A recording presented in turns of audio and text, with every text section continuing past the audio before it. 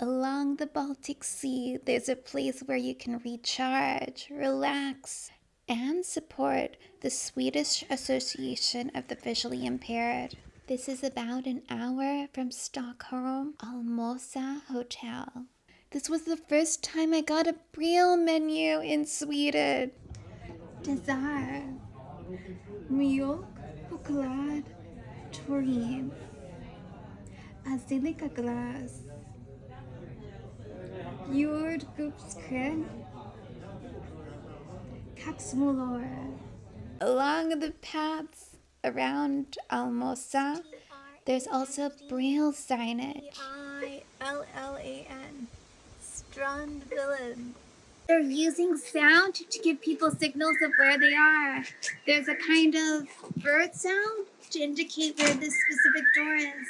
And then there's another kind of water sound to let you know about another door into the building.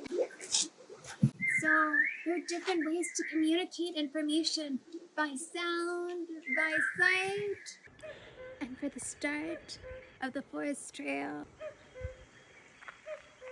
I was not really able to get a lot from the sound signals as a deaf-blind person, but I've heard from blind people that it's a cool way to be able to know where you are, in addition to also hearing the ocean sounds and the waves.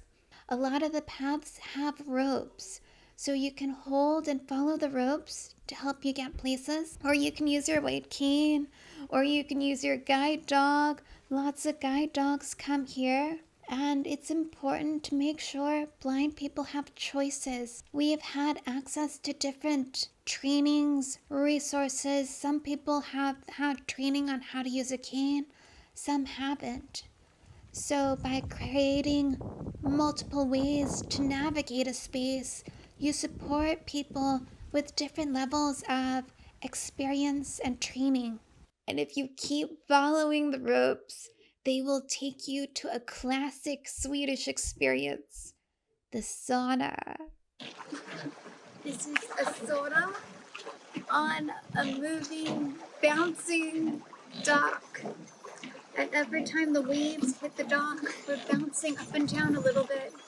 Then on the other side, there's a ladder going down.